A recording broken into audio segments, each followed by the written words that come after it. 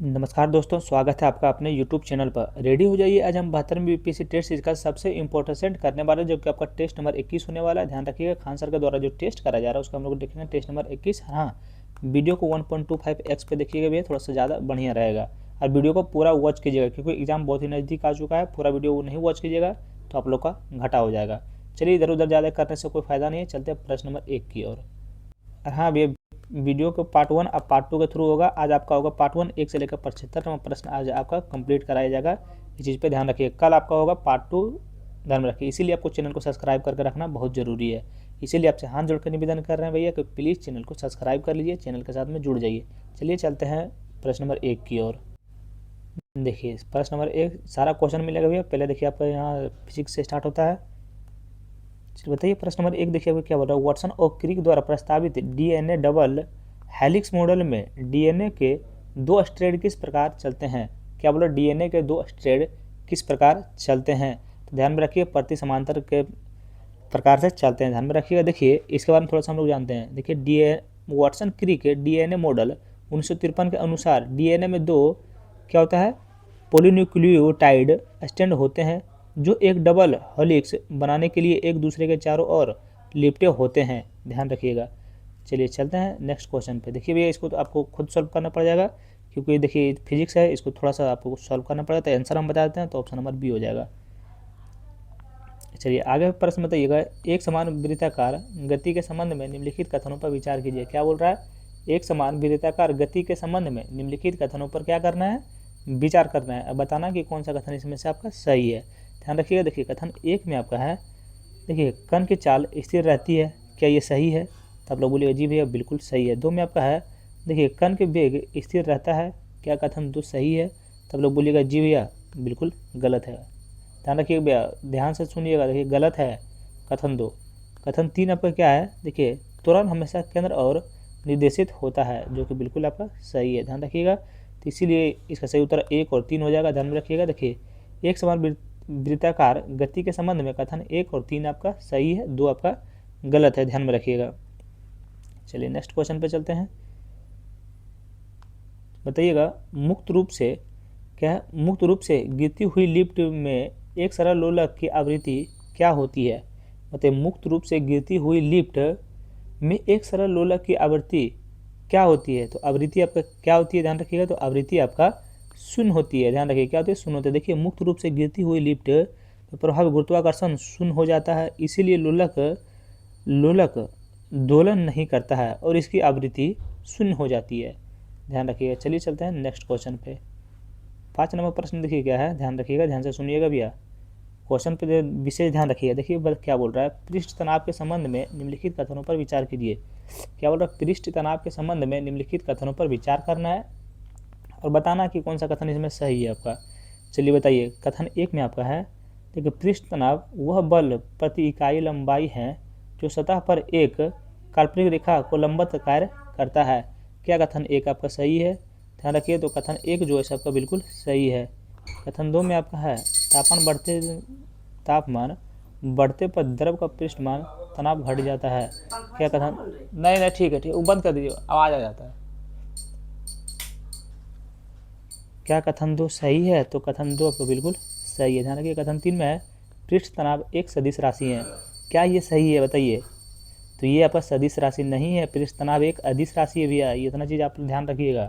तो इसलिए इसका सही उत्तर क्या हो जाएगा, तो 1 और 2 सही है। तो ऑप्शन नंबर ए आपका बिल्कुल राइट आंसर हो जाएगा। चलिए नेक्स्ट क्वेश्चन देखते हैं।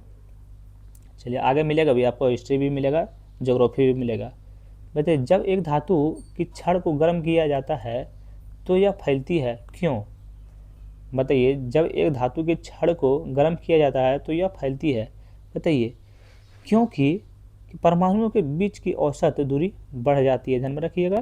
क्या, जब परमाणुओं के बीच की औसत बढ़ जाती है। थोड़ा सा इसके बारे में जानते हैं। देखिए जब किसी धातु को छड़ को गर्म किया जाता है तो उसका परिमाण अतिरिक्त गतिज ऊर्जा प्राप्त कर लेते हैं और अपनी संतुलन स्थितियों के आसपास अधिक तीव्रता से कंपन करने लगते हैं। अतः यह परमाणु बल की दूरी और वक्र असममितता के कारण इन कंपनियों में परिमाण स्वरूप निकटवर्ती परमाणुओं के बीच की औसत दूरी बढ़ जाती है, जिसे धातु का प्रकार होता है। ध्यान रखिएगा भैया। इतना मेहनत कर रहे भैया यार, आप लोग थोड़ा सा चैनल को सब्सक्राइब कर लीजिए, थोड़ा सा अपना भाई को सपोर्ट दिखाइएगा। बताइए, क्वांटम संख्याओं के संबंध में निम्नलिखित कथनों पर विचार कीजिए। क्या बोल रहा है? क्वांटम संख्याओं के संबंध में निम्नलिखित कथनों पर विचार करना है, बताना है कि कौन सा कथन इसमें आपका सही है। चलिए बताइए, कथनों ने निष्कासित करे हुए करता है, बताइए कौन सा कथन सही है। तो कथन एक में देखिए क्या है, मुख्य क्वांटम संख्या कक्षक आकार और ऊर्जा को निर्धारित करती है। क्या कथन एक आपका सही है? तो बिल्कुल सही है, ध्यान रखिएगा, बिल्कुल सही है भैया। कथन दो में है, चुंबकीय क्वांटम संख्या त्रिविमीय स्थान के कक्ष के अभिविन्यास को निर्धारित करती है। क्या कथन दो सही है? तो बताइएगा जी भैया, बिल्कुल सही। किसके? यहाँ ध्यान, क्वेश्चन पे ध्यान रखिएगा, तभी आंसर आपको पता चलेगा। क्वांटम संख्याओं के संबंध में कथन एक और दो तो अभी तक सही है। तीन देखिए क्या है, तीन देखिए आपको मान के चलिए पूरा गलत है भैया। क्या बोल रहा है? एन के किसी दिए गए मान के लिए क्या है, दिगंशीय क्वांटम संख्या एक के संभावित मानों की संख्या n+1 होती है, जो कि आपका बिल्कुल गलत है। ध्यान रखिएगा, क्या है, बिल्कुल गलत है। तो l+1 l-1 होती है, ध्यान रखिए। तो इसीलिए एक और दो आपका बिल्कुल सही है। कथन और निष्कर्ष, ये कथन वाला आ जाता है ना, इसीलिए उसमें सोल्यूशन नहीं दे पाते हैं। मतलब निम्नलिखित में से किस कक्षक की ऊर्जा सबसे अधिक है? तो ये निम्नलिखित में से किस कक्षक की ऊर्जा सबसे अधिक है? तो ये आपका 4D का सबसे अधिक है, ध्यान में रखिएगा। थोड़ा सा इसको सॉल्व करना पड़ेगा भैया, तो इसीलिए ध्यान रखिएगा। चलिए आगे बढ़ते हैं। बताइए, निम्नलिखित में से कौन से एक अनुचुंबकीय हैं? तो निम्नलिखित में से कौन सा अनुचुंबकीय है? तो बताइए, अनुचुंबकीय कौन सा है? तो आपका O2 है, ध्यान रखिएगा। देखिए, आणविक कक्षक MO के सिद्धांत पर ऑक्सीजन O2 में प्रति, अरे यार भैया इसको सॉल्व करना पड़ेगा, तो थोड़ा सा आप लोग सॉल्व कर लीजिएगा, देखिएगा। चलिए चलते हैं 10 नंबर प्रश्न की ओर। इसका आंसर देखिए बताते हैं, इसका अभी सॉल्व करना पड़ेगा, चलिए आप लोग सॉल्व कर लीजिएगा। इसका सही उत्तर आपका ऑप्शन नंबर ए हो जाएगा। चलिए अगला नंबर 11 नंबर प्रश्न देखते हैं। उससे पहले अभी तक चैनल को सब्सक्राइब नहीं किए भैया, तो प्लीज़ चैनल को सब्सक्राइब कर लीजिए।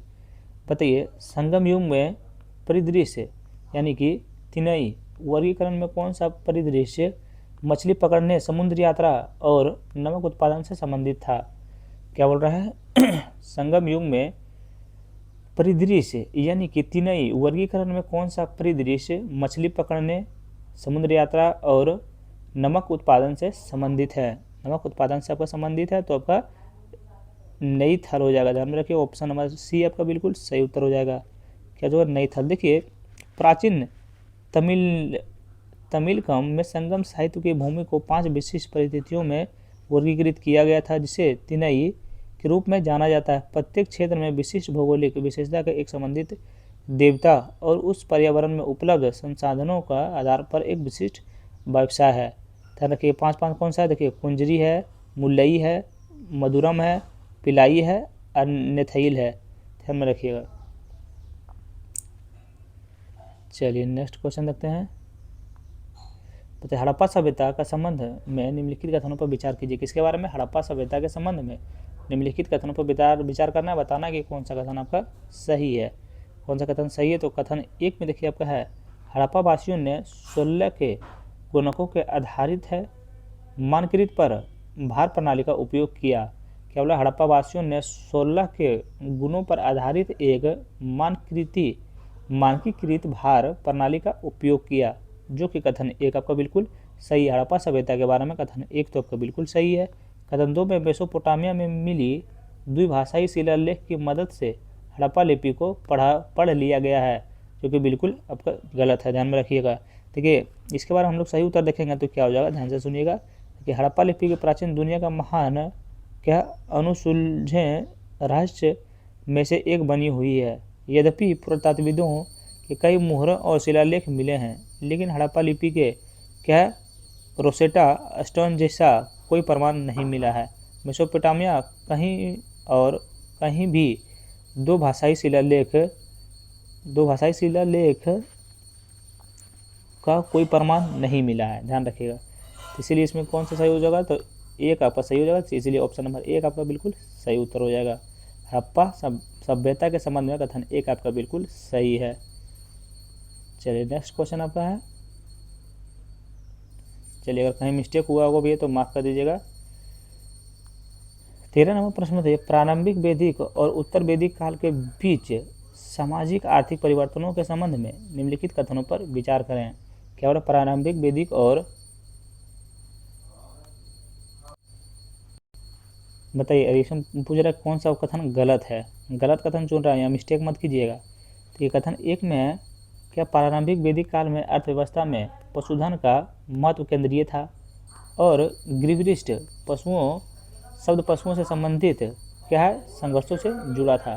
क्या प्रारंभिक वैदिक काल में अर्थव्यवस्था में पशुधन का महत्व केंद्रीय था और गृहस्थ शब्द पशुओं से संबंधित संघर्षों से जुड़ा था। ये तो भी आपका बिल्कुल सही है, ध्यान में रखिएगा। वैदिक काल और उत्तर वैदिक काल के बीच में सामाजिक आर्थिक परिवर्तनों के संबंध में, तो कथन एक तो आपका बिल्कुल सही है। कथन दो में है, उत्तर वैदिक काल में सभा और समिति जैसी सभाएं राजा की तुलना में अधिक प्रभावशाली हो गई है, क्योंकि ये आपका बिल्कुल जो है सो गलत है, ध्यान रखिए, बिल्कुल गलत है। 13 का सही उत्तर हो जाएगा आपका ऑप्शन नंबर 2 हो जाएगा, ध्यान में रखिएगा। पूछ रहा कौन सा गलत है, तो 2 आपका गलत है। चलिए नेक्स्ट क्वेश्चन देखिए, गुप्त साम्राज्य की प्रशासनिक व्यवस्था में प्रांतीय इकाई का क्या नाम था और उसका प्रमुख कौन होता था। तो गुप्त साम्राज्य की प्रशासनिक व्यवस्था में प्रांतीय इकाई का क्या नाम था और इसका प्रमुख कौन होता था। बताइए, इसका प्रमुख आपका कौन होता था, ध्यान रखिएगा। तो इसका प्रमुख आपका भुक्ति और उपरीक हो जाएगा। कौन हो जाएगा, देखिए इसका प्रमुख कौन थे, तो भक्ति और उपरीक इसका प्रमुख थे। देखिए इसके बारे में थोड़ा सा हम लोग जानते हैं। गुप्त साम्राज्य का प्रशासनिक ढांचा अत्यधिक संगठित और विकेंद्रीयकृत था, जो क्षेत्रीय विभाजन में एक स्पष्ट पदानुक्रम के मध्य में संचालित होता था। ये पदानुक्रम में कैसे हो गया, जिससे राज हो गया, साम्राज्य हो गया और महाधिराज हो गया, भक्ति हो गया, प्रांत हो गया, उपरीक हो गया। देखिए यहाँ पे उसके बाद विधि हो गया, जिला और गाँवों समूह हो गया, और उसका प्रमुख शीर्षक कौन होगा। देखिए पहले थोड़ा सा यहाँ लिख देते हैं भैया, 1 सेकंड रुक जाइए। तो देखिए 1 2 यहाँ पे लिख दीजिएगा प्रशासनिक हो गया, आधुनिक हो गया और शीर्षक हो गया। शीर्षक देखिए शीर्षक में हो गया यहाँ पे, ये देखिए पहले हो गया भुक्ति लिख देते हैं, पहले भुक्ति हो गया, उसके बाद हो गया यहाँ प्रांत हो गया, उसके बाद हो गया उपरीक हो गया। ऐसे करके यहाँ पे देखिए 5 को आपका दिया हुआ है, ध्यान रखिएगा। चलिए नेक्स्ट क्वेश्चन है, सोल्यूशन आपको मिल जाएगा भैया। अगर सोल्यूशन आपको चाहिए तो टेलीग्राम पे इसका जो है सो क्वेश्चन आपको PDF मिल जाएगा। चलिए नेक्स्ट क्वेश्चन में, कौटिल्य के अर्थशास्त्र के अनुसार क्या है, सन्निधाता नामक अधिकारी किस कार्य के लिए उत्तरदायी था। बताइए कितना बढ़िया क्वेश्चन है। कौटिल्य के अर्थशास्त्र के अनुसार क्या है, सन्निधाता नामक अधिकारी किस कार्य के लिए उत्तरदायी था। तो ये आपका राज्य के खजाने और भंडार गृहों की अभिरक्षा, ध्यान में रखिएगा। तो ऑप्शन नंबर डी से आपका बिल्कुल क्या था, आधिकारिक कार्य से के लिए उत्तरदायी था, ध्यान में रखिएगा। ज़्यादा इजी क्वेश्चन नहीं आने वाला भी है। यहाँ पे आप BPSC का सेट देख रहे हैं, तो दरोगा का सेट नहीं मिलेगा जो कि इतना इजी हो जाएगा। तो निम्नलिखित में से किस हड़प्पा स्थल में ईंटों से बने एक विशाल बेसिन के पुरातात्विक प्रमाण मिले हैं, जिसे कोई विद्वानों ने समुद्री व्यापार के लिए उपयोग किए जाने वाला गोदीवाड़ा माना है। क्या माना है, गोदीवाड़ा माना है। क्वेश्चन पे ध्यान रखिएगा, क्या बोल रहा है, निम्नलिखित में से किस हड़प्पा स्थल से ईंटों से बने एक विशाल बेसिन के पुरातात्विक प्रमाण मिले हैं, जिसे कोई विद्वानों ने समुद्र व्यापार के लिए उपयोग किए जाने वाला गोदीवाड़ा माना है। उपयोग किए जाने वाला गोदीवाड़ा माना है, तो ये आपका लोथल हो जाएगा। देखिए लोथल जो है सो आधुनिक गुजरात के भाल क्षेत्र में स्थित है, जो सिंधु घाटी सभ्यता के सबसे प्रमुख स्थलों में से एक है। यहाँ ईंटों से बने एक विशाल आयताकार बेसिन की खोज के लिए एक विशिष्ट रूप से प्रसिद्ध है। इसे पुरातत्वविदों में दुनिया का सबसे पुराना ज्ञात गोदीवाड़ा बताया है, ध्यान रखिएगा। चलिए नेक्स्ट क्वेश्चन पे आता है, प्रश्न नंबर 17 पर। बताइए, अशोक के संबंध में निम्नलिखित कथनों पर विचार किया। वीडियो थोड़ा सा बीसी कर लीजिएगा, 1.25x पे देखिए तो थोड़ा बढ़िया है, क्योंकि हम थोड़ा बीच बीच में कहीं रुक जाते हैं। तो ये अशोक के संबंध में निम्नलिखित कथनों पर विचार करें। अब बताइए कि कौन सा कथन इसमें सही है, कौन सा कथन सही है।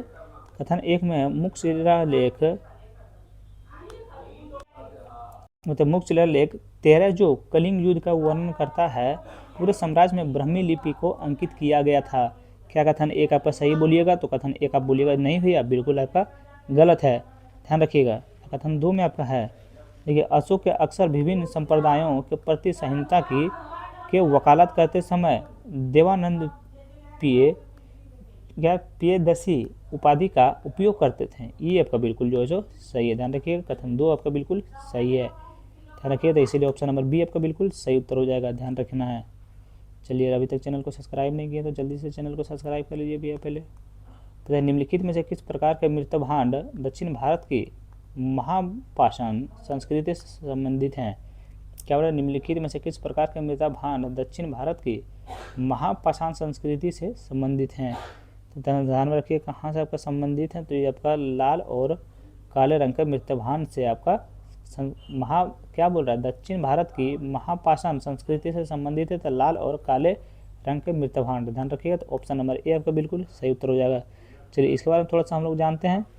देखिए, दक्षिण भारत के महापाषाण संस्कृति जो मुख्य रूप से इसे क्षेत्र में लोह युग लगभग 1000 ईसा पूर्व से लेकर 3000 ईस्वी के साथ मेल खाती है, स्पष्ट रूप से लाल और काले रंग के मृतभांड से जुड़ी है, ध्यान रखिएगा भैया। जिसका सोल्यूशन देना होगा भैया, हम खुद सोल्यूशन उसका दे देंगे, बस खाली आप लोगों को करना है चैनल को सब्सक्राइब करके रखना है। और कल जो ठीक यही टाइम पे 10 बजे आपका जो है सो सेट आपका अपलोड हो जाएगा। डेली हम 10 बजे सेट को अपलोड करते हैं। मतलब रॉबर्ट क्लाइव द्वारा शुरू की गई द्वैध शासन प्रणाली का निम्नलिखित में से कौन सा विकल्प सही वर्णन करता है? क्या बोलता है? रॉबर्ट क्लाइव द्वारा शुरू की गई द्वैध शासन प्रणाली का निम्नलिखित में से कौन सा विकल्प सही वर्णन करता है? तो सही वर्णनकर्ता आपको ब्रिटिश ईस्ट इंडिया कंपनी के पास दीवानी अधिकार थे, जबकि निजामत और जिम्मेदारियों नवाब के पास एक छोड़ दी गई, जिसमें से कंपनी के पास जवाबदेही के बिना सख्ती आ गई, जो कि बिल्कुल आपका सही है, ध्यान रखिएगा। रॉबर्ट क्लाइव द्वारा शुरू की गई द्वैध शासन प्रणाली का निम्नलिखित में से कौन सा विकल्प सही वर्णन करता है? तो ऑप्शन नंबर बी आपका बिल्कुल सही वर्णन करता है, ध्यान में रखिएगा। पूरा सोल्यूशन तो आंसर में लिखा लग गया।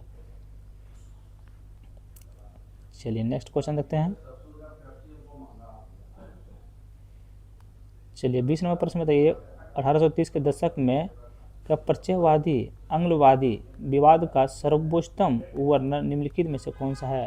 बताइए 1830 के दशक में प्राच्यवादी आंग्लवादी विवाद का सर्वोत्तम वर्णन निम्नलिखित में से कौन सा है? तो निम्नलिखित में से कौन सा है? तो क्या सार्वजनिक धन का उपयोग पारंपरिक शिक्षा के लिए किया जाना चाहिए या अंग्रेजी माध्यम से पश्चिम शिक्षा के लिए? ध्यान रखिएगा। तो ऑप्शन नंबर बी आपका बिल्कुल सही उत्तर हो जाएगा, ध्यान रखिएगा। चलिए नेक्स्ट क्वेश्चन पे चलते हैं। प्रश्न नंबर 21 देखिए, क्या ईस्ट इंडिया कंपनी के मामले में प्रशासन में द्वैध शासन की प्रणाली किसके द्वारा स्थापित की गई थी? बताइए ईस्ट इंडिया कंपनी के मामले क्या ईस्ट इंडिया कंपनी के मामलों में प्रशासन में द्वैध शासन की प्रणाली किसके द्वारा स्थापित की गई थी? बताइए किसके द्वारा स्थापित की गई थी? तो ये जो है सो आपका ब्रिटिश इंडिया एक्ट 1784 के द्वारा स्थापित की गई थी। तो माफ़ कीजिएगा, इधर साइड में थोड़ा सा बोल रहे हैं अंकल लोग, थोड़ा सा बात को समझिएगा। अगर आवाज़ आ रहा होगा साइड से तो फिर माफ़ी चाहते हैं इसे। चलिए नेक्स्ट क्वेश्चन है आपका, देखिए संविधान सभा के प्रारूप समिति के संबंध में निम्नलिखित कथनों पर विचार कीजिए। सुबह से भी 2 सेट हम बना चुके हैं, इसीलिए ऐसा वर्ड आ जाता है कि एकदम इजी क्वेश्चन में नहीं पढ़ पाते हैं। संविधान सभा के प्रारूप समिति के संबंध में निम्नलिखित कथनों पर आपको विचार करना है। बताइए कि इसमें से कौन सा कथन आपका सही है। तो कथन 1 में देखिएगा, प्रारूप समिति में 7 सदस्य हैं, जो कि बिल्कुल आपका सही है, ध्यान रखिएगा। कथन 2 में है बी आर अम्बेडकर के प्रारूप समिति के अध्यक्ष थे, बिल्कुल आपका सही है, यही थे। 3 में देखिए बी एन राव प्रारूप समिति के सदस्य थे, ये आपका जो है सो बिल्कुल गलत है, ये आपका बिल्कुल गलत है। तो इसीलिए इसका सही उत्तर आपका 1 और 2 हो जाएगा। संविधान सभा के प्रारूप समिति के संबंध में कथन 1 और 2 आपका बिल्कुल सही है। चलिए नेक्स्ट क्वेश्चन पे चलते हैं, प्रश्न नंबर 23 की ओर। बताइए संविधान का प्रस्तावना के संबंध में निम्नलिखित कथनों पर विचार कीजिए। क्या बोला? संविधान के प्रस्तावना के संबंध में निम्नलिखित कथनों पर विचार करना है और बताइए कि कौन सा कथन आपका सही है। देखिए बहुत बढ़िया क्वेश्चन है। 1 में प्रस्तावना ना तो शक्ति का स्रोत है और ना ही विधायी शक्तियों पर कोई सीमा है, रखिएगा जो बिल्कुल सही है। कथन 2 में प्रस्तावना न्यायालय में सीधे परिवर्तनीय हो सकती है, जो कि बिल्कुल आपका गलत है, ध्यान में रखिएगा, बिल्कुल गलत है। तो इसीलिए सही उत्तर इसका ऑप्शन नंबर ए हो जाएगा। केवल एक इसमें से जो आपका सही है। किसके बारे में? संविधान की प्रस्तावना के संबंध में निम्नलिखित कथनों का विचार। ऑप्शन नंबर ए आपका बिल्कुल सही उत्तर हो जाएगा। चलिए नेक्स्ट क्वेश्चन पे आते हैं। बताइए, अगला नंबर प्रश्न बताइएगा। देखिए कितना बढ़िया क्वेश्चन है। संविधान का अनुच्छेद 22 के संबंध में निम्नलिखित कथनों पर विचार कीजिए। बताइए, सब क्वेश्चन का आंसर हमको देखिए बताने का मन भी नहीं कर रहा है भैया। तो इतना क्वेश्चन, इतना इजी क्वेश्चन का आंसर बताएंगे तो कैसे मजा रहेगा। बताइए, इसमें बता रहा कौन सा कथन सही है अनुच्छेद 22 के संबंध में। कथन 1 में आपका है, देखिए 24 घंटे के भीतर मजिस्ट्रेट के सामने पेश किए जाने का अधिकार निवारक निरोध पर लागू होता है। क्या सही है? बताइए। तो नहीं, सही नहीं है, ये आपका पूरा गलत है। 2 में आपका है, 3 महीने से अधिक निवारक निरोध के लिए एक सलाहकार बोर्ड की राय आवश्यक है। तो बिल्कुल आपका सही है। 2 में आपका है, निवारक निरोध पर संसद और राज्य विधानसभाओं दोनों कानून बना सकती है। ये भी आपका बिल्कुल सही है। अनुच्छेद 22 के संबंध में कथन 2 और 3 आपका सही है। तो इसीलिए आपका ऑप्शन नंबर बी आपका बिल्कुल सही उत्तर हो जाएगा। आप लोग भी ये वीडियो को सब्सक्राइब, चैनल को सब्सक्राइब करते जाइएगा। चलिए नेक्स्ट क्वेश्चन देखिए आपका है। चलिए 25वां प्रश्न बताइए। सूची 1 में क्या है? समाजवादी राज्य के नीति निर्देशक तत्व। सूची 2 में है विषय। ध्यान रखिए। चलिए मिलान करना है, तो चलिए मिलान करते हैं। देखिए अनुच्छेद 38, अनुच्छेद 38 कौन सा का? अनुच्छेद 38 हो जाएगा आपका सामाजिक अर्थव्यवस्था सुनिश्चित करने लोगों के कल्याण को बढ़ा देना। ये देखिए ये अरे यार, अनुच्छेद 38 सामाजिक व्यवस्था सुनिश्चित करके लोगों के कल्याण को बढ़ा देना। और अनुच्छेद 39, तो अनुच्छेद 39 है, आजीविका को पर्याप्त साधन और समान कार्य के लिए समान वेतन। ध्यान में रखिएगा। तो ये आपका हो जाएगा, ध्यान में रखिएगा। देखिए यहाँ 4 में हो जाएगा। बताइए अनुच्छेद 41 हो जाएगा काम, शिक्षा और सार्वजनिक सहायता का अधिकार। काम, शिक्षा यानी कि 1 में हो जाएगा, ध्यान रखिएगा। और डी में अनुच्छेद 42 बच गया 1, तो क्या है? काम का न्याय संगत और मानवीय दशाएं तथा प्रसूति सहायता। ध्यान रखिएगा। तो इसीलिए इसका सही उत्तर आपका कौन सा हो जाएगा? तो ऑप्शन नंबर आपका ए हो जाएगा, ध्यान रखिएगा। थोड़ा सा याद कर लीजिए वीडियो पर। देखिए भैया यहाँ लिख देते हैं VVI, यहाँ सेट में लिखा हुआ है VVI क्वेश्चन है। चलिए नेक्स्ट क्वेश्चन आपका, किसने भारतीय संविधान को अर्थसंघीय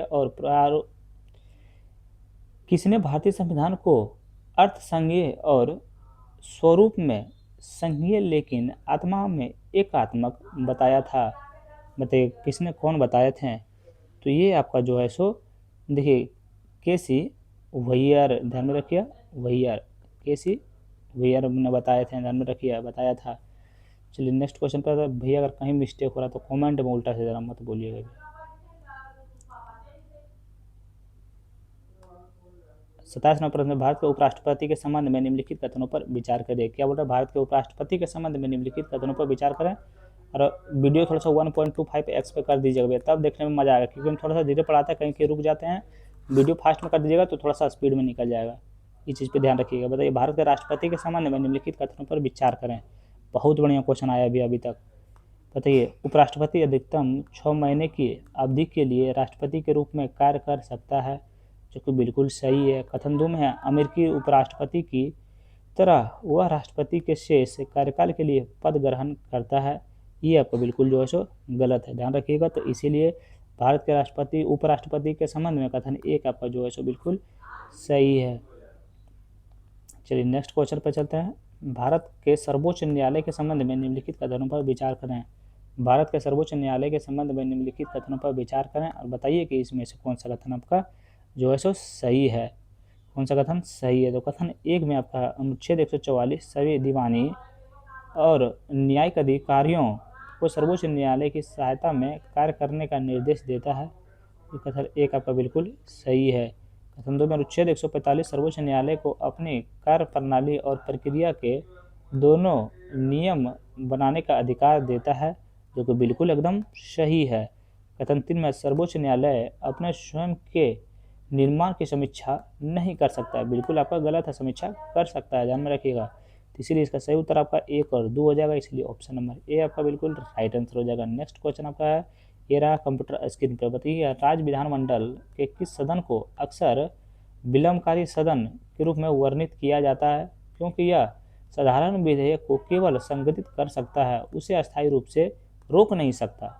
ध्यान में रखिए, उसे अस्थायी रूप से रोक नहीं सकता, तो विधान परिषद जो है उसको अस्थायी रूप से आपका रोक नहीं सकता, ध्यान रखिएगा। चलिए नेक्स्ट क्वेश्चन पे आते हैं, प्रश्न नंबर 30 की ओर। बताइए उच्च न्यायालयों के संबंध में निम्नलिखित कथनों पर विचार करें। अब बताइए कि कौन सा कथन इसमें से आपका सही है। क्या बोल रहा है, उच्च न्यायालयों के संबंध में निम्नलिखित में से कौन सा कथन आपका जो है सही है। बहुत बढ़िया क्वेश्चन है, बताइए आप लोग, बताइए भैया, कमेंट कर दीजिए जब तक। कथन 1 में है, अनुच्छेद 215 के तहत उच्च न्यायालय एक अभिलेख क्या है, न्यायालय है, जो कि बिल्कुल आप लोग बोलिएगा सही है।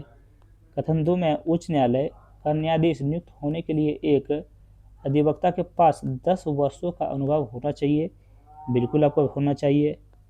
3 में आपका एक सेवानिवृत्त अस्थायी उच्च न्यायालय का न्यायाधीश भारत के किसी भी न्यायालय में क्या वकालत कर सकता है, ये आपका जो है बिल्कुल गलत है, ध्यान रखिए। तो उच्च न्यायालय के संबंध में कथन 1 और 2 आपका सही है, तो इसीलिए ऑप्शन नंबर ए आपका बिल्कुल सही उत्तर हो जाएगा। चलिए नेक्स्ट क्वेश्चन पर आता है, प्रश्न नंबर 31 की ओर। भारत में राजनीतिक दलों के संबंध में निम्नलिखित कथनों पर विचार कीजिए। क्या बोल रहा है, भारत में राजनीतिक दलों के संबंध में निम्नलिखित कथनों पर विचार करें और बताइए कि कौन सा कथन इसमें सही है।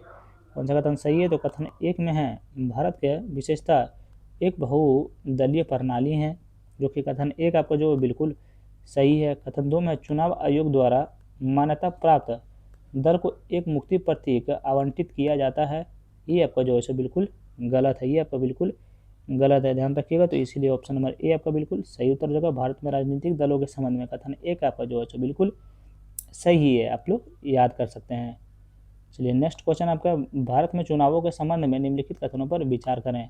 क्या बोला, भारत में चुनावों के संबंध में निम्नलिखित कथनों पर विचार करें और बताना है कि कौन सा कथन आपका सही है, कौन सा कथन आपका सही है। तो कथन 1 में आपका है, लोकसभा के चुनाव फास्ट पोस्ट द पोस्ट क्या फास्ट पास्ट द पोस्ट प्रणाली पर आधारित होते हैं, तो कथन 1 आपका बिल्कुल सही है।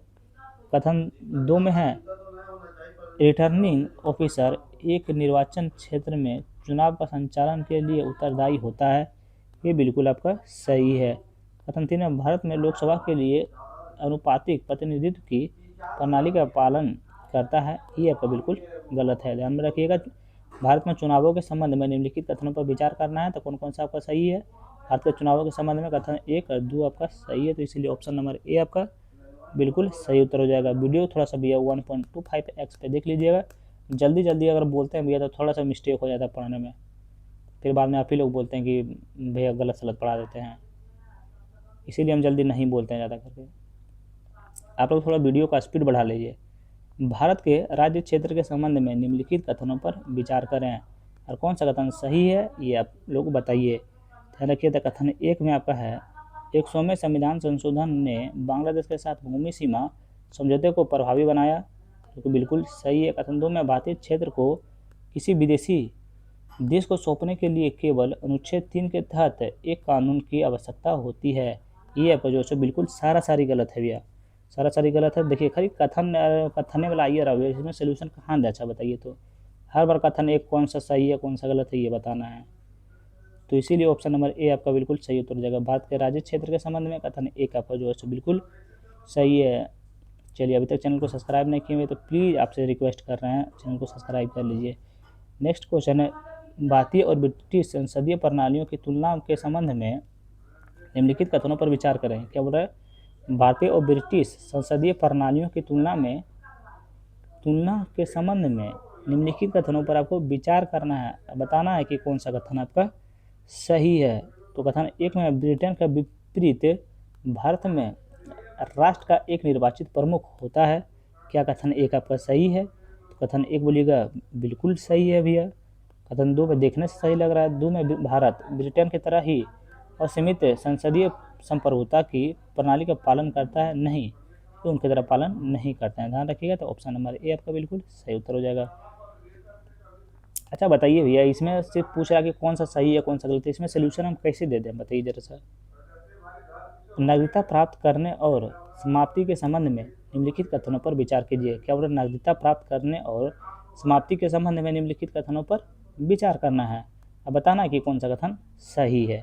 बहुत ही बढ़िया क्वेश्चन है ये। चलिए देखते हैं कथन एक में आपका क्या बोल रहा है। देखिए, जन्म से नागरिकता प्रावधानों को वर्षों के दौरान और अधिक प्रतिबंधात्मक बनाया गया है, जो कि बिल्कुल आपका सही बोलिएगा। 3 में है, 2 में आपका नागरिकता का अंत क्या परित्याग, समाप्ति या वंचन के माध्यम से हो सकता है, जो कि बिल्कुल आपका सही है। ध्यान रखिए, कथन 3 में है, कोई भारतीय नागरिक यदि स्वेच्छा से किसी अन्य देश की नागरिकता ग्रहण कर लेता है तो उसकी भारतीय नागरिकता यातायात बनती रहेगी। नहीं, बिल्कुल गलत है। अगर आप दूसरा देश का नागरिकता लेते हैं तो आपका अपना देश का नागरिकता खत्म हो जाएगा। ध्यान रखिए, तो आप भारत का नागरिक आप नहीं कहलाएंगे। तो इसीलिए ऑप्शन नंबर ए हो जाएगा। 1 और 2 आपका बिल्कुल सही है। चलिए नेक्स्ट क्वेश्चन पे आते हैं, प्रश्न नंबर 39 की ओर।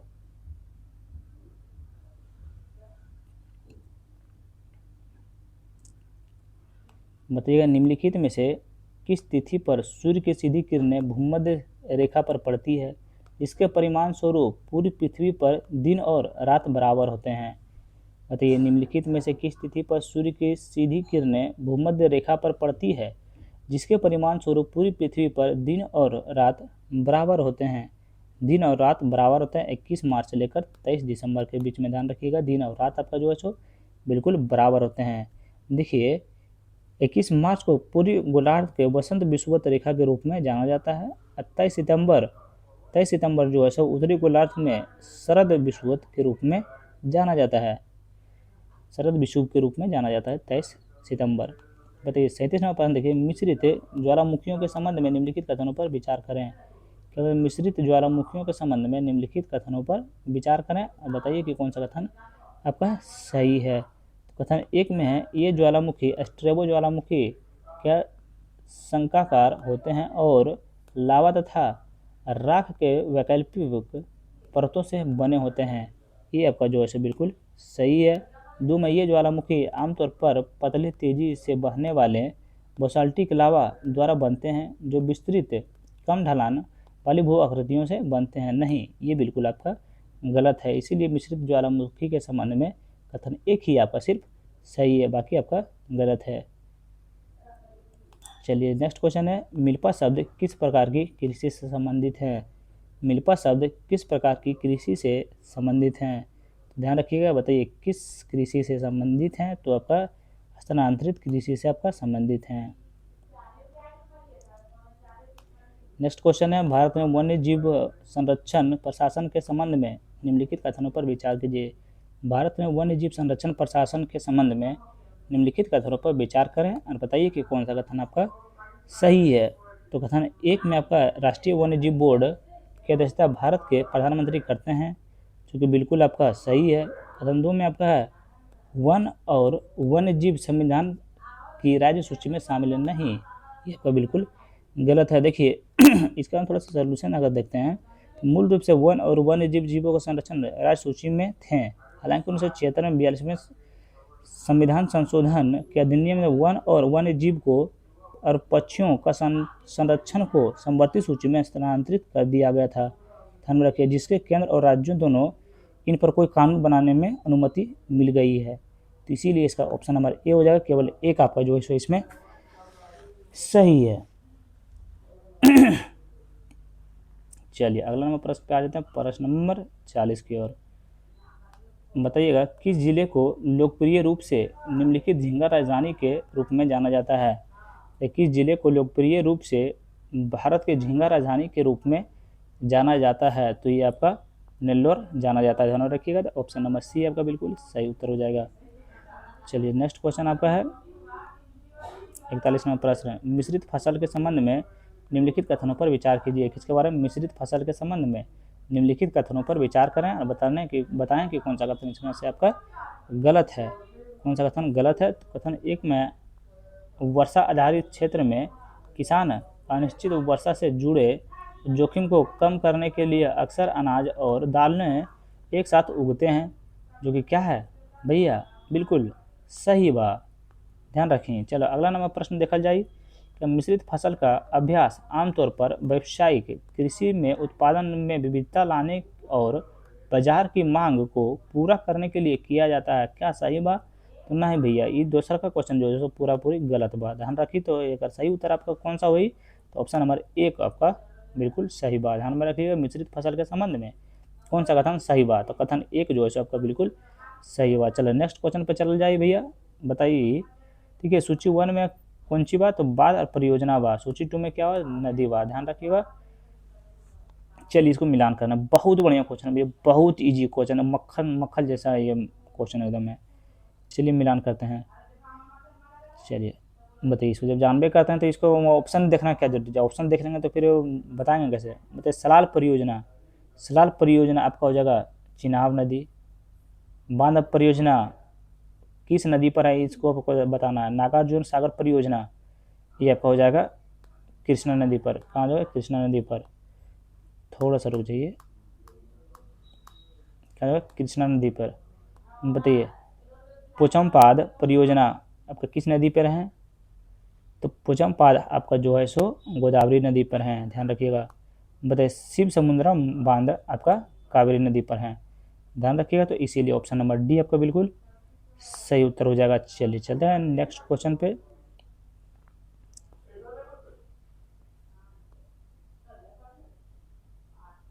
चलिए अगला नंबर प्रश्न बताइए, निम्नलिखित में से कौन सा शब्द हिमनद पोषित या हिमनद बांधित झीलों से पानी में के अचानक निकलने को संदर्भित करता है, जिसके परिणाम स्वरूप निचले क्षेत्रों में गंभीर बाढ़ आती है?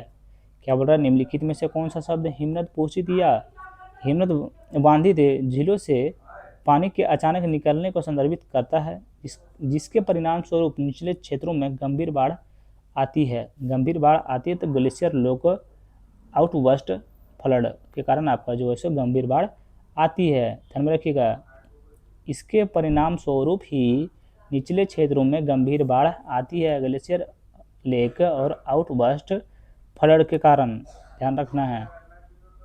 चलिए नेक्स्ट क्वेश्चन बताइएगा, ग्रीन लाइन शब्द आमतौर पर किसके बीच की सीमा से संबंधित हैं? ग्रीन लाइन शब्द आमतौर पर किसके बीच की सीमा से संबंधित हैं, ध्यान में रखिएगा। तो ये आपका इजराइल और फिलिस्तीन के सीमा से के बीच आपका जो है संबंधित है। ग्रीन लाइन जो है सो इजराइल और फिलिस्तीन आमतौर पर इनके बीच की सीमा से संबंधित हैं। चलिए नेक्स्ट क्वेश्चन आपका देखिए, स्वर्णिम चतुर्भुज राजमार्ग नेटवर्क द्वारा अनुसरण किए जाने वाले क्रम में निम्नलिखित शहरों को व्यवस्थित करें।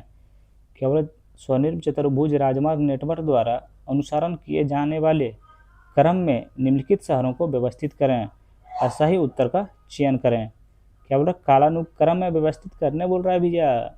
चलिए स्वर्णिम चतुर्भुज, यहाँ ध्यान दीजिएगा, राजमार्ग नेटवर्क, इसके बारे में आप लोगों को सजाना है। पहले देखिए, पहला तो आपका हो जाएगा दिल्ली, ये हो जाएगा पहला आपका, ध्यान रखिए। उसके बाद आपका हो जाएगा, ध्यान में रखिएगा, दूसरा हो जाएगा आपका मुंबई। उसके बाद आपका कौन सा हो जाएगा? उसके बाद आपका हो जाएगा चेन्नई, ये हो जाएगा तीसरा। उसके बाद हो जाएगा कोलकाता, ये हो जाएगा चौथा, ध्यान रखिएगा। तो ऑप्शन नंबर बी आपका बिल्कुल सही उत्तर हो जाएगा। चलिए नेक्स्ट क्वेश्चन 46 नंबर प्रश्न, निम्नलिखित में से कौन सा अफवाह प्रतिरूप विशेष रूप से पिथौरगढ़ उत्तराखंड नीलगिरी पहाड़ियों यानी तमिलनाडु और केरल के कुछ हिस्सों में पाया जाता है? केरल के कुछ हिस्सों में आपका पाया जाता है, तो ये आपको पाया जाता है कहाँ से? वलयाकार अफवाह में पाया जाता है, ध्यान में रखिएगा। तो ऑप्शन नंबर डी आपका बिल्कुल सही उत्तर हो जाएगा। चलिए नेक्स्ट क्वेश्चन पे चलते हैं।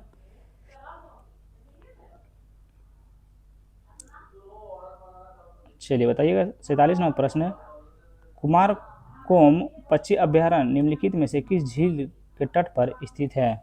बताइए, कुमारकोम पक्षी अभ्यारण्य निम्नलिखित में से किस झील के तट पर स्थित है? किस तट के झील पर स्थित है? तो वेम्बनाड झील तट पर स्थित है, ध्यान रखिए। बहुत इजी क्वेश्चन है भैया, ये सब क्वेश्चन पे देखना नहीं है, सबको देखना है और उड़ाना है करके एकदम।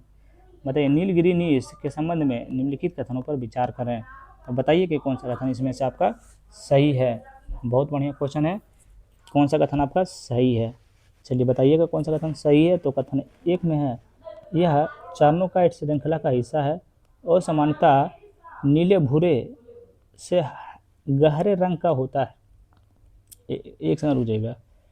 यह देखिए, यह चार्नोकाइट श्रृंखला का हिस्सा है और सामान्यतः नीले भूरे से गहरे रंग का होता है, जिसका गठन माध्यम से क्या मोटे दानेदार बनावट वाला होता है। क्या कथन एक आपका सही है? तो कथन एक आपका बिल्कुल सही है। कथन दो में इसका निर्माण मेसोजोइक युग के दौरान ज्वालामुखी गतिविधियों से हुआ है। ये आपका जो है भैया बिल्कुल आपका गलत है, ध्यान में रखिएगा। देखिए, नीलगिरी का जो है इसके बारे में थोड़ा सा जानते हैं। देखिए, नीलगिरी का निर्माण मेसोजोइक युग में प्रारंभ ज्वालामुखी गतिविधियों के कारण नहीं हुआ है। यह भारत के सबसे प्राचीन चट्टानों संरचनाओं में से एक है।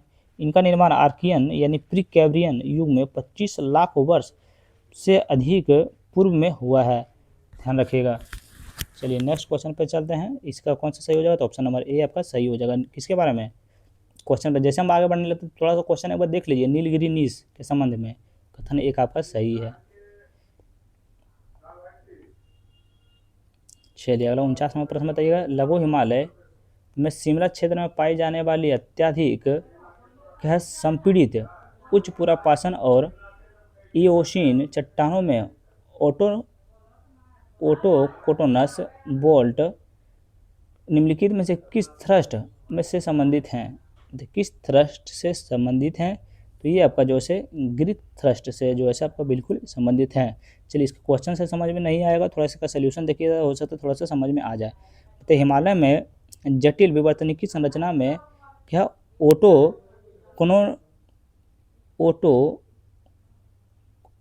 ओटोकोटोनस बेल्ट से तात्पर्य चट्टानों के एक ऐसे ब्लॉक से हैं जो आपस में विवर्तनिकी हलचल के बावजूद अपने मूल का निर्माण स्थल पर स्थित रहता है, ध्यान रखिएगा। तो ऑप्शन नंबर बी आपका बिल्कुल सही उत्तर हो जाएगा।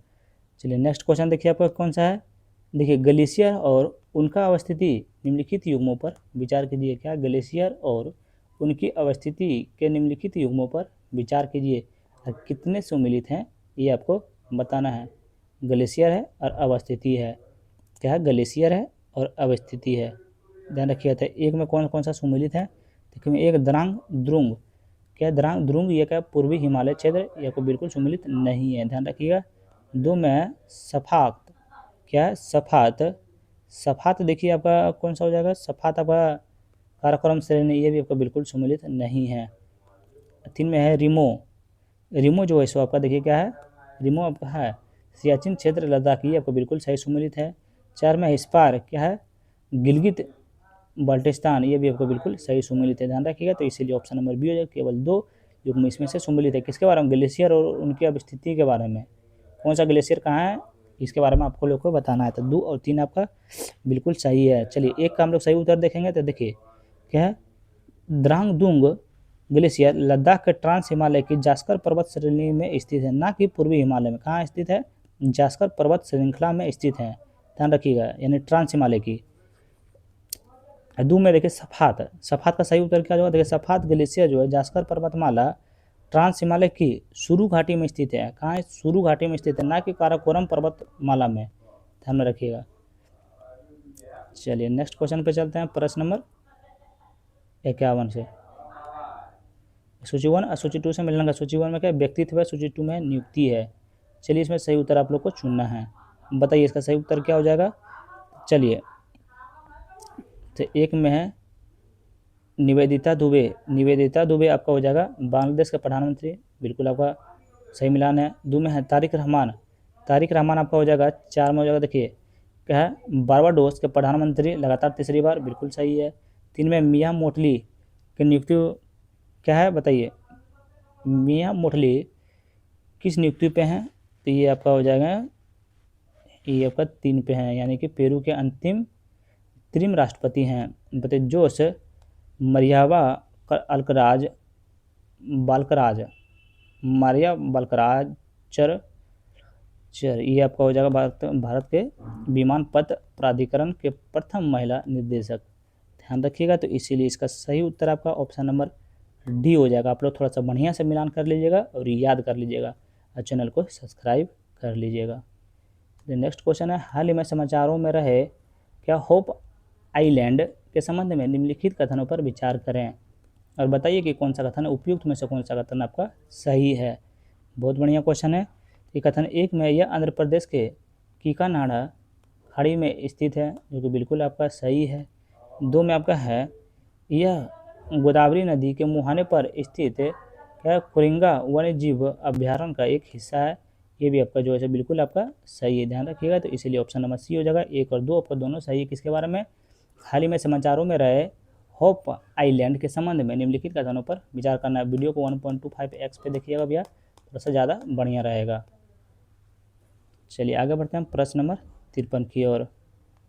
बताइए हाल ही में जारी किए गए नेटवर्क रेडीनेस इंडेक्स 2025 के संबंध में निम्नलिखित कथनों पर विचार करें और कौन सा कथन सही है वो आपको बताना है, ध्यान रखिएगा।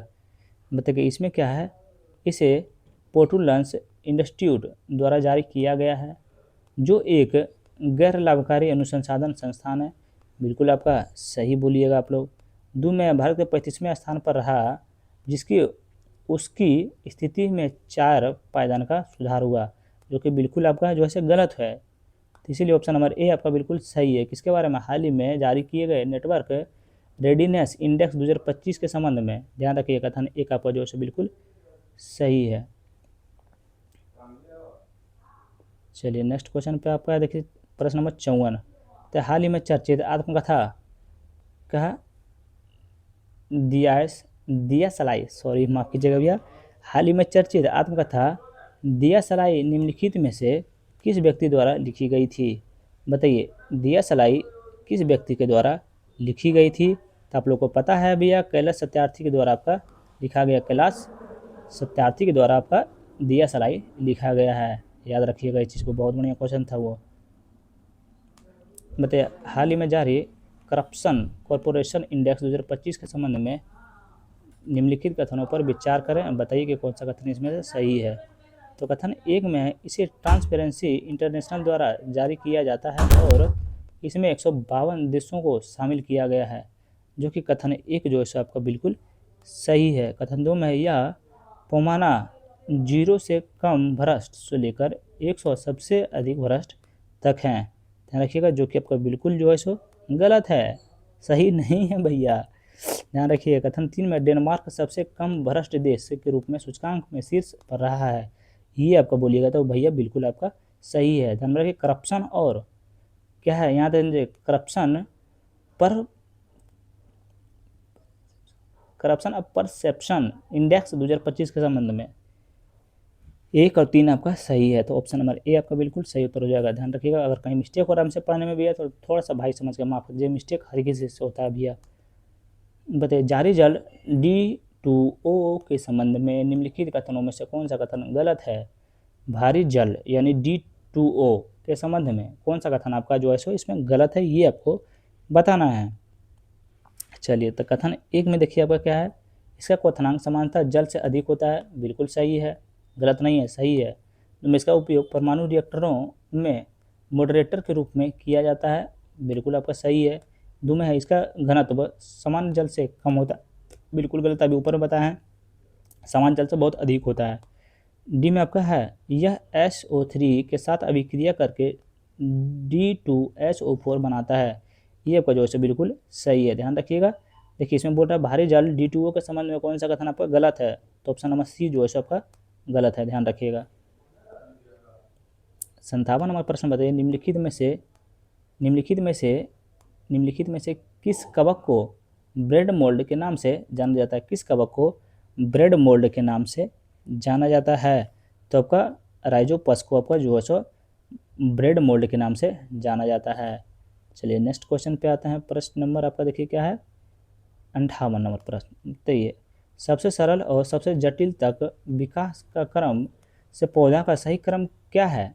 बताइए सबसे सरल से सबसे जटिल तक विकास क्रम में पौधा का सही क्रम क्या है? तो पौधों का आपका सही क्रम जो है सो आपका हो जाएगा, देखिए बायोफाइटा, टेरिडोफाइटा, जिम्नोस्पर्म और एंजियोस्पर्म, ध्यान रखिएगा। तो ऑप्शन नंबर डी आपका बिल्कुल सही उत्तर हो जाएगा। क्या बोल रहा है, सबसे सरल और सबसे जटिल तक विकास के क्रम में पौधे का सही क्रम क्या है? तो ऑप्शन नंबर डी आपका बिल्कुल सही उत्तर हो जाएगा। आगे पहला हो जाएगा आपका बायोफाइटा, उसके बाद आपका टेरिडोफाइटा, उसके बाद आपका जिर्मोस्पर्म, उसके बाद हो जाएगा आपका एंजियोस्पर्म। ध्यान में रखिएगा। तो ऑप्शन नंबर डी आपका बिल्कुल सही उत्तर होगा। चलिए नेक्स्ट क्वेश्चन पे आते हैं। बताइए, कथन है, निष्कर्ष है, निष्कर्ष 2 है। कथन में क्या है, देखिए, केलेंकाइमा उत्तक युवा तनों और पत्तियों को यांत्रिक शक्ति प्रदान करते हैं। ध्यान रखिएगा। इसका देखिए निष्कर्ष 1 में क्या है, देखिए, केलेंकाइमा कोशिका में मोटी कीनों वाली जीवित कोशिकाएं होती है। निष्कर्ष 2 में है, परिपक्व अथवा क्या केलेंकाइमा उत्तक मृत हो जाते हैं। ध्यान रखिएगा। तो इसका सही उत्तर आपका कौन सा हो जाएगा, बताइए कौन सा कथन है निष्कर्ष में आपका सही होगा। ध्यान रखिएगा। इसका देखिए यहाँ पे हो जाएगा आपका केवल निष्कर्ष देखिए आपका, तो एक ही सही लग रहा है इसमें, बाकी इस आपका गलत है। तो इसीलिए इसका सही उत्तर आपका हो जाएगा ऑप्शन नंबर डी हो जाएगा। केवल निष्कर्ष एक आपका जो है इसमें सही है। नेक्स्ट क्वेश्चन पे आते हैं, प्रश्न नंबर 60 की ओर। बताइए, सवाल और उत्तक वर्गों के निम्नलिखित युग्मों पर विचार कीजिए। कितने सही सुमिलित है ये आपको बताना है। बताइए, इसका आंसर आप लोग कमेंट बॉक्स में दीजिएगा, क्योंकि हर 2 प्रश्न हम आप लोग के लिए छोड़ते हैं ताकि इसका आंसर आप लोग दे सकें। चलिए आगे बढ़ते हैं। प्रश्न नंबर,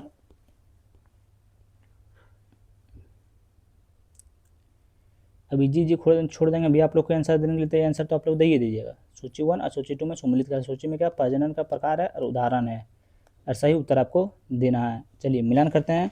चलिए मिलान कीजिए तो आप लोग, चलिए मिलान कीजिए। चलिए थोड़ा आंसर इसका देखना पड़ गया भैया। 2 1 3 4। बताइए, देखिए प्रजनन का प्रकार है ये दिया हुआ है और उदाहरण दिया हुआ है। बताइए, विखंडन का प्रकार हो जाएगा अमीबा, मुकुलन का हो जाएगा खमीर, विखंडन का हो जाएगा स्पायरो गैरा, बीजाणु निर्माण का आपका हो जाएगा पेनिसियम। ध्यान में रखिएगा। तो इसका सही उत्तर आपका कौन सा हो जाएगा, तो ऑप्शन नंबर आपका सी हो जाएगा। ध्यान रखिएगा। आंसर देखना पड़ गया भैया, क्योंकि इसका आंसर हमको मालूम नहीं था। बताइए, कथन निष्कर्ष देखिए आ गया। तो कथन में क्या है, देखिए, अवायवीय श्वसन में वायवीय श्वसन की तुलना में कम एटीपी उत्पन्न होता है। निष्कर्ष में क्या दिया हुआ है, निष्कर्ष 1 में आपका दिया हुआ है, देखिए, अवायवीय श्वसन ग्लूकोज का पूर्णतः ऑक्सीकरण करता है। क्या ये आपका निष्कर्ष 1 सही है। निष्कर्ष पहले 2 भी पढ़ लीजिए, उसके बाद पता चलेगा। अवायवीय श्वसन के प्रति ग्लूकोज 2 एटीपी अणु का उत्पन्न करता है। सही निष्कर्ष कौन सा है, चलिए बताना है। तो देखिए इसका सही निष्कर्ष आपका, देखिए निष्कर्ष 1 देखिए आपका सही नहीं है। निष्कर्ष 2 जो आपका बिल्कुल सही है। ध्यान रखिएगा।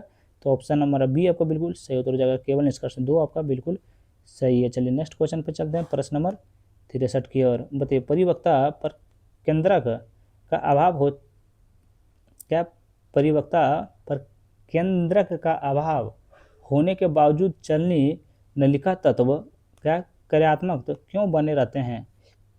बताइए क्यों बने रहते हैं। तो उनमें सच्चर कोशिकाओं से चयापचय संबंधी सहायता प्राप्त होती है। ध्यान रखिएगा। तो ऑप्शन नंबर डी आपका बिल्कुल सही उत्तर हो जाएगा। चलिए नेक्स्ट क्वेश्चन पे चलते हैं, प्रश्न नंबर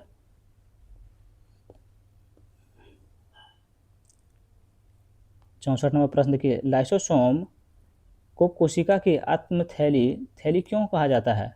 बताइए, लाइसोसोम को कोशिका की आत्मघाती थैली क्यों कहा जाता है। ध्यान रखिए। तो बताइए क्यों कहा जाता है। तो आप लोग को पता होगा भैया कि इसमें ऐसे पाचक एंजाइम होते हैं जो स्वतः अपघटक का कारण बना सकते हैं। ध्यान रखिएगा। तो ऑप्शन नंबर बी आपका बिल्कुल सही उत्तर होगा। चलिए नेक्स्ट क्वेश्चन पे आते हैं। 65 नंबर प्रश्न, फूल का भाग है आकार है। ध्यान में रखिए, फूल का आपका भाग है और उसका क्या कार्य है आप लोग को बताना है। देखिए, एक में क्या है, पंखुड़ी। पंखुड़ी का आपको जो कीड़ों को आकर्षित करती है, कहाँ कीड़ों को आकर्षित करते हैं, देखिए कहाँ है, तो ऑप्शन नंबर 3 में है। इसको देखिए आंसर हमको मालूम है भैया, इसीलिए हम बता दे रहे हैं। पुंकेसर, पुंकेसर आपको देखिए पराग उत्पन्न करता है, पराग उत्पन्न करता है। देखिए सी में आपका है ब्रहदल, ब्रह्मदल, ब्रह्मदल आपका हो जाएगा। ध्यान रखिएगा। ब्रह्मदल हो जाएगा आपका फूल का रक्षा करता है, फूल की रक्षा करता है। और डी में स्त्री केसर हो गया मादा प्रजनन अंग। ध्यान रखिए। तो इसीलिए कौन सा इसका सही उत्तर हो जाएगा, तो एक आपका कितना हो जाएगा, तो यानी कि ऑप्शन नंबर आपका देखिए B is the right answer. Next question is, Parsi सामाजिक धार्मिक सुधारों के प्रचार प्रसार के लिए क्या रहनुमाई मजदायन स्थान सभा के प्राथमिक आवाज के रूप में किस प्रभावशाली पत्रिका ने कार्य किया? किस प्रभावशाली पत्रिका ने कार्य किया? तो ये आपका कार्य किए थे रक्त गुप्ता, ध्यान में रखिए। तो ऑप्शन नंबर बी आपका बिल्कुल सही उत्तर हो जाएगा। चलिए नेक्स्ट क्वेश्चन पे आते हैं। इसमें थोड़ा सा पढ़ने में हमको मिस्टेक हो गया था, आप लोग हाथ जोड़ के आपसे माफ़ी मांगते हैं। अगर चैनल को अभी तक सब्सक्राइब नहीं किए भैया तब तो बहुत गलती कर रहे हैं आप, अपना भाई को सपोर्ट नहीं करके बहुत बड़ा गलती कर रहे हैं आप। बताइएगा, थोड़ा सा इसको जो आउट करना पड़ेगा क्योंकि क्वेश्चन में नहीं दिख रहा है। क्या बोल रहे हैं? 1793 में कार्नवालिस कोड के माध्यम से शुरू किए गए न्यायिक सुधारों के संबंध में निम्नलिखित कथनों पर विचार करें। बताइए कि इसमें कौन सा कथन सही है। सही और कथन तो कुछ दिख नहीं रहा है, नीचे हम देखेंगे भी नहीं, हम लोग को सिर्फ बताना है क्वेश्चन देख के कौन सा सही है और कौन सा गलत है। कथन एक में इसने राजस्व प्रशासन को न्यायिक प्रशासन से पूरी तरह अलग कर दिया गया और कलेक्टर कार्यकाल को उनकी मजिस्ट्रेट शक्तियाँ छीन ली गई थी। क्या कथन एक आपका सही है? तो कथन एक आपका बोलिएगा जी भैया बिल्कुल आपका सही है। कथन दो में है, देखिए इसमें सदर दीवानी अदालत और सदर निजामत अदालत को समाप्त कर दिया, जिसमें सर्वोच्च दीवानी और आधिकारिक आपराधिक अपीलों को सीधे ब्रिटिश प्रिवी काउंसिल को स्थानांतरित कर दी गई। ये आपका जो है बिल्कुल गलत है। तीन में आपका है, इसे क्या है, मुंसिफ अदालतों से लेकर प्रांतीय अपील अदालतों तक अदालतों को एक संरचनात्मक पदानुक्रम में स्थापित किया है। ये आपका जो है बिल्कुल सही है। ध्यान में रखिएगा, 1793 के कार्नवालिस कोड के माध्यम से शुरू किए गए न्यायिक सुधारों के संबंध में कथन एक और तीन आपका सही है, दो आपका गलत है। इसमें क्या बोलता है? सही बोल रहा था। तो एक और तीन आपका सही है, तो ऑप्शन नंबर सी आपका बिल्कुल राइट आंसर हो जाएगा। चलिए नेक्स्ट क्वेश्चन आपका क्या है बताइएगा। देखिए, अंग्र मैसूर युद्ध से संबंधित तथ्यों के निम्नलिखित युग्मों में से कौन सा युग्म सुमिलित है? अरे कौन सा युग्म सुमिलित हैं? बताना कि कितने युग्म आपका सुमिलित हैं। बहुत बढ़िया क्वेश्चन आया है अभी तक। देखिए, एक में आपका है पोर्टोनोवो का युद्ध। पता है पोर्टोनोवो का युद्ध 1781 ईस्वी में, देखिए द्वितीय आंग्ल मैसूर युद्ध के दौरान ब्रिटिश कमांडर सर आयरकुट ने 1 जुलाई 1781 में पोर्टोनोवो का युद्ध लड़ी और जीत मैसूर बढ़ोतरी रोकने के लिए अंग्रेजों के लिए महत्वपूर्ण किया था, हराया था, हैदर अली को हराया था। देखिए एक तो आपको बिल्कुल सही सुमिलित है, ध्यान रखिएगा, एक आपका बिल्कुल सही सुमिलित है। दो में आपका है, देखिए टीपू सुल्तान क्या है? देखिए टीपू सुल्तान, इसके बारे में जानते हैं, 1790 से लेकर 1792 यह युद्ध ब्रिटिश लॉर्ड कार्नवालिस के नेतृत्व में मराठा और निजाम की संयुक्त सेनाओं द्वारा टीपू सुल्तान को पराजय के साथ समाप्त हुआ था। बिल्कुल आपका सही है, ध्यान रखिए। तीन में आपका चतुर्थ आंग्ल मैसूर युद्ध, क्या यह युद्ध 1799 में हुआ और इसने मैसूर की सुंदरता को नष्ट कर दिया। बिल्कुल आपका सही है, ये भी आपका बिल्कुल सही है, तो ऑप्शन नंबर डी हो जाएगा आपका। तीनों कथन आपका जो है बिल्कुल सही सुमिलित हैं। चलिए नेक्स्ट क्वेश्चन देखते हैं अपना प्रश्न नंबर 69। बताइए, भारत के 18वीं शताब्दी के व्यापारिक स्वरूप के संबंध में निम्नलिखित कथनों पर विचार कीजिए। बताइए कि कौन सा कथन आपका सही है। तो कथन एक में आपका है, मुगल काल के बाद किसी भी राज्य में लगान वसूलने वाली बुनियादी आर्थिक संरचनाओं का कोई दबाव नहीं किया, जो कि बिल्कुल आपका सही है। दो में भारतीय बंदरगाहों से निर्यात की जाने वाली सबसे महत्वपूर्ण वस्तुएं सूती वस्त्र हैं, ये आपको बिल्कुल सही है। तीन में भारत को गंभीर व्यापार घाटे को समापन करना पड़ रहा था, जिसकी भरपाई घरेलू सोने के निर्यात से की जा रही थी। क्या कथन तीन सही है? तो कथन तीन आपका जो है बिल्कुल गलत है। तो भारत के 18वीं शताब्दी के व्यापारिक स्वरूप के संबंध में कथन एक और दो आपका सही है, तो एक और दो आपका ऑप्शन नंबर सी में है, ध्यान रखिएगा। चलिए, अभी तक चैनल को सब्सक्राइब नहीं किए हुए तो जल्दी से चैनल को पहले सब्सक्राइब करके आ जाइए, 1 सेकंड लगेगा भैया। क्या अभिकथन है? कारण अभिकथन एक में क्या है, अलीवर्दी खान ने यूरोपीय व्यापारी कंपनियों को बंगाल में अपने वाणिज्यिक कारखानों की किलेबंदी करने से सख्त से प्रतिबंधित कर दिया था। क्या अभिकथन एक आपका सही है? तो ध्यान रखिएगा, अभिकथन एक जो है सो आपका बिल्कुल सही है। कारण आर में ब्रिटिश ईस्ट इंडिया कंपनी के अधिकारिक ने अपने निजी आंतरिक व्यापार को करों से बचने के लिए लगातार दस्तक यानी मुक्त पास को दुरुपयोग किया, जो कि ये आपका भी बिल्कुल आर भी जो है आपको बिल्कुल सही है, ध्यान रखिएगा। तो इसका सही उत्तर हो जाएगा। देखिए यार, लेकिन व्याख्या आपका जो है नहीं कर रहा है, ए और आर तो दोनों सही है, लेकिन आर एक ही सही व्याख्या आपका नहीं करता, आप लोग ध्यान रखिएगा। चलिए 71 नंबर प्रश्न बताइएगा, रोलेट एक्ट के प्रावधानों द्वारा ब्रिटेन में कौन सा मौलिक कानूनी सिद्धांतों सीधे तौर पर निलंबित कर दिया गया था? सीधे तौर पर निलंबित कर दिया गया था। सीधे तौर पर कौन किया गया था? तो बंदी प्रत्यक्षीकरण का अधिकार। ध्यान रखिएगा, तो ऑप्शन नंबर बी आपका बिल्कुल सही उत्तर हो जाएगा। चलिए नेक्स्ट क्वेश्चन पे आते हैं, प्रश्न नंबर 72 की ओर। बताइएगा, महात्मा गांधी ने भारत का सम्मान की रक्षा करते हुए अपना प्रसिद्ध लेख 1920 में किस साप्ताहिक पत्रिका में प्रकाशित किया था? बताइए, महात्मा गांधी ने भारत के सम्मान की रक्षा करते हुए अपना प्रसिद्ध लेख 1920 में किस साप्ताहिक पत्रिका में प्रकाशित किया था? तो कोई यंग इंडिया में प्रकाशित किया था। ध्यान रखिएगा, यंग इंडिया महात्मा गांधी ने 1919 से लेकर 1931 तक प्रकाशित एक अंग्रेजी साप्ताहिक पत्रिका थी। यह अंग्रेजी पढ़ने वाले भारतीयों को जन समूह और ब्रिटिश अधिकारियों के बीच अहिंसा और सत्याग्रह को दर्शन को फैलाने के लिए उनका प्राथमिक मंच था। ध्यान रखिएगा। नेक्स्ट क्वेश्चन आपका देखिए, नवंबर 1922 में तुर्की में हुए। चलिए इसका आंसर आप लोग भैया प्लीज कमेंट बॉक्स में बताइए कि दो क्वेश्चन हम लोग छोड़ते हैं। उधर हम छोड़े थे 69 के कुछ नंबर क्वेश्चन था, इधर हम 73 नंबर प्रश्न आप लोग के लिए छोड़ रहे हैं। इसका आंसर आप लोग कमेंट बॉक्स में दीजिएगा। चलिए 74 नंबर प्रश्न देखिए, सक्रिय कानून तोड़ने के अभियान को निलंबित करने वाले उच्च महत्वपूर्ण प्रस्ताव को पारित करने के लिए कांग्रेस कार्य समिति ने फरवरी 2022 को औपचारिक रूप से कहाँ बैठक हुई थी? कहाँ बैठक की गई थी या फिर हुई थी? बात एक ही है, तो इसका सही उत्तर आपका हो जाएगा बारडोली, गुजरात में हुआ था। कहाँ हुआ था? देखिए, सक्रिय कानून तोड़ने के अभियान को निलंबित करने वाले उस महत्वपूर्ण प्रस्ताव को पारित करने के लिए कांग्रेस कार्य समिति ने 22 फरवरी 1922 को औपचारिक रूप से कहाँ बैठक की थी? तो आपका बारडोली, गुजरात में बैठक किए थे। ध्यान रखिए। चलिए इसका हम थोड़ा सा जानते हैं। 5 फरवरी 1922 को उत्तर प्रदेश में गोरखपुर में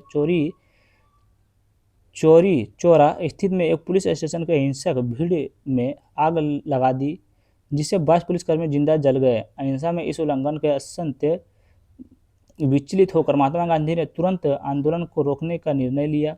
अब बारडोली में 12 फरवरी 1922 को कांग्रेस कार्य समिति गुजरात के बारडोली में एकत्रित हुई थी। ध्यान में रखिएगा।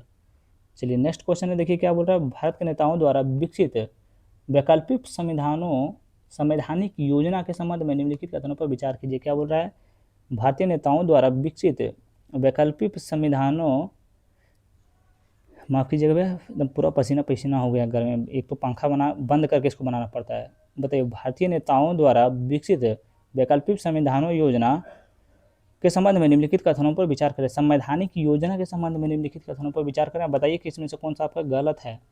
सही तो आप लोग बहुत बार बताए होंगे, लेकिन गलत बताइए इसमें कौन सा। देखिए, एक में आपका अगस्त 1928 में अंतिम रूप से दी गई नेहरू रिपोर्ट का मौजूदा जवाहरलाल नेहरू के नेतृत्व में तैयार किया गया था, जो इसके प्रमुख वस्तुकार थे। ये बिल्कुल आपका गलत है। 2 में सांप्रदायिक मानसिकता वाले नेताओं द्वारा उठाई गई क्या आपत्तियों के कारण कोलकाता में आयोजित सर्वदलीय सम्मेलन में यह रिपोर्ट पारित नहीं हो सकी।